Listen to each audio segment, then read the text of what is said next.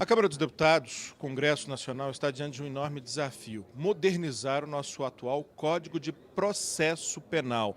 Importante, inclusive, não confundir com o Código Penal, que traz as penas, as condutas ilícitas, e o Código de Processo Penal, que estabelece como vai se dar a investigação, como se vai se dar a defesa, como vai se dar o julgamento. E o nosso atual CPP é de 1941, portanto, velho, desatualizado, como diz o próprio deputado Fábio Tradi, que é o presidente dessa comissão, naftalianizado, assim, cheira a naftalina, para usar o termo que ele usa, ou seja, está passando da hora. Hoje, a comissão especial que trata do CPP fez uma audiência pública para tratar da barganha, da negociação, do acordo que pode existir no processo para, por exemplo, que alguém que é investigado, que é acusado, possa assumir a culpa e, assim, encurtar os procedimentos de julgamento.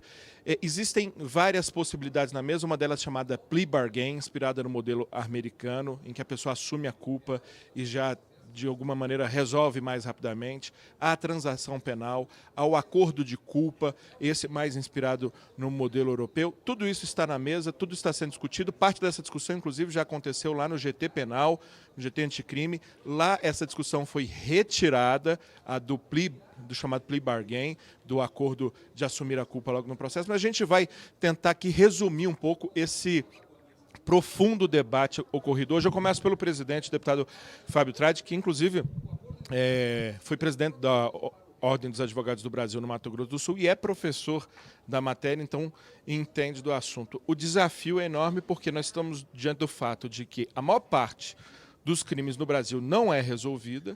Países que adotam um acordo, e quase todos já adotam, têm taxas de solução melhor, mas ao mesmo tempo há uma preocupação de evitar que tortura, pressão, etc., façam com que esse instrumento de acordo se torne injusto, não é, deputado? Daí a necessidade de discipliná-lo. Relator-geral João Campos, que se faz presente, vai analisar todas as propostas, sobretudo levando em consideração a necessidade de adaptar ao regime jurídico brasileiro.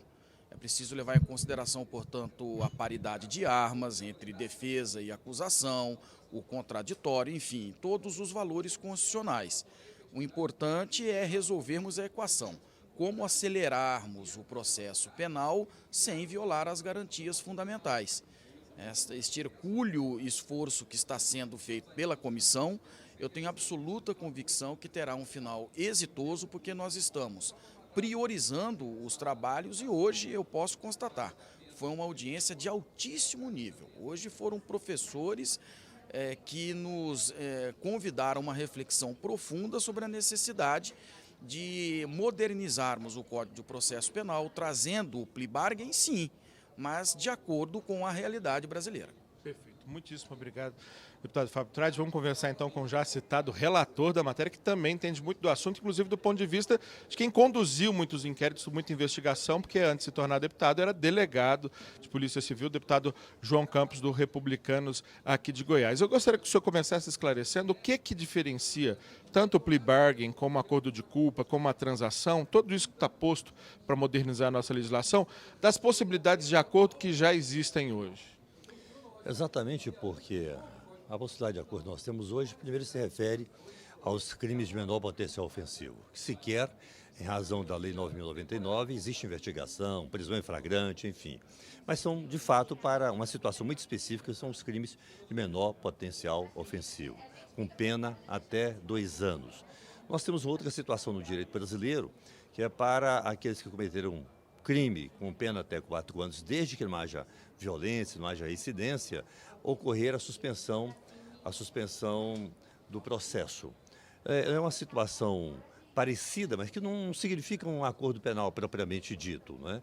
O que nós haveremos de avançar, e aí não é a hipótese de copiar um modelo de outro país, mas de ter esse modelo como referência para a gente criar um mecanismo brasileiro, respeitando o sistema constitucional, que é o sistema acusatório, com todas as garantias, portanto, ao réu, com todas as garantias à defesa e à acusação, a gente antecipar o julgamento. depois, evidentemente, de um entendimento entre o réu, de forma voluntária, devidamente assistido, e o Ministério Público, o juiz poder estabelecer a pena condenação.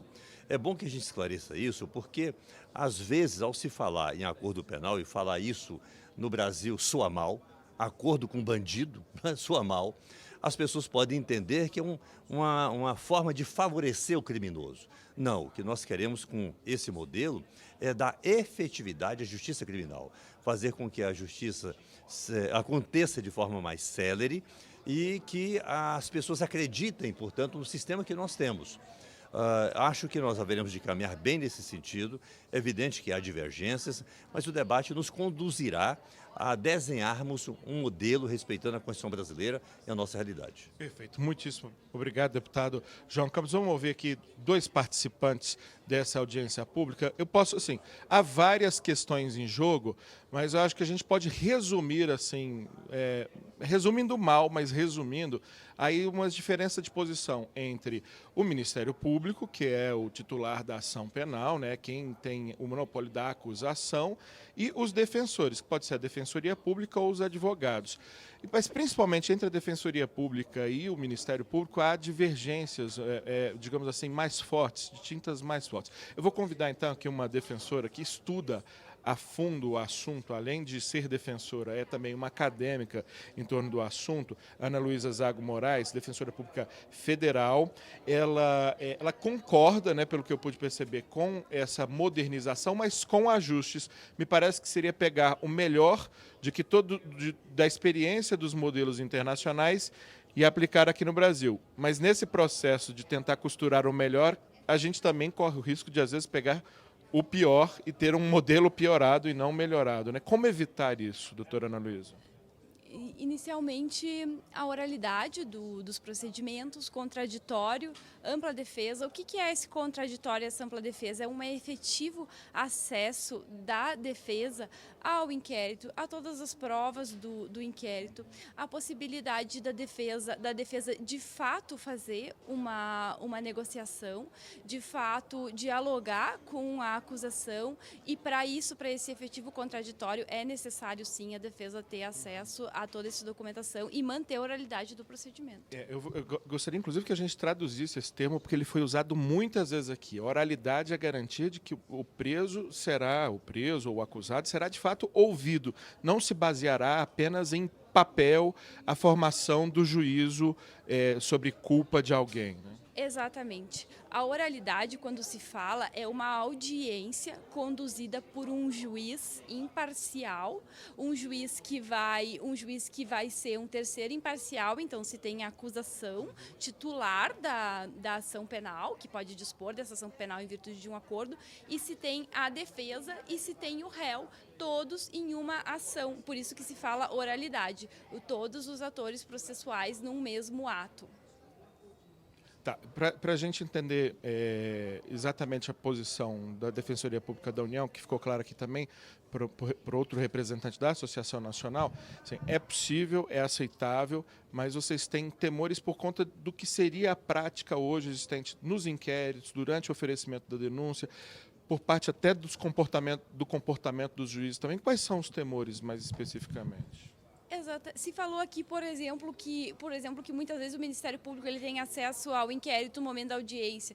Isso não é verdade, no sentido de que o Ministério Público ele é o titular da ação penal. Ele teve acesso ao inquérito e muitas vezes a defesa não teve acesso a nenhuma prova, muitas vezes a defesa não sabe o que ela está negociando. Por isso, da necessidade de garantir esse amplo acesso ao material probatório para fazer essas audiências. Perfeito. Muitíssimo obrigado, doutora Ana Luísa. Bom, se você se interessou por esse assunto, essa audiência pública, como dito pelo próprio presidente Fábio Tradi, foi muito profunda, muito complexa, e ela fica na íntegra para que você possa assistir, para que você possa compartilhar. É um estudante do direito, é um profissional do direito.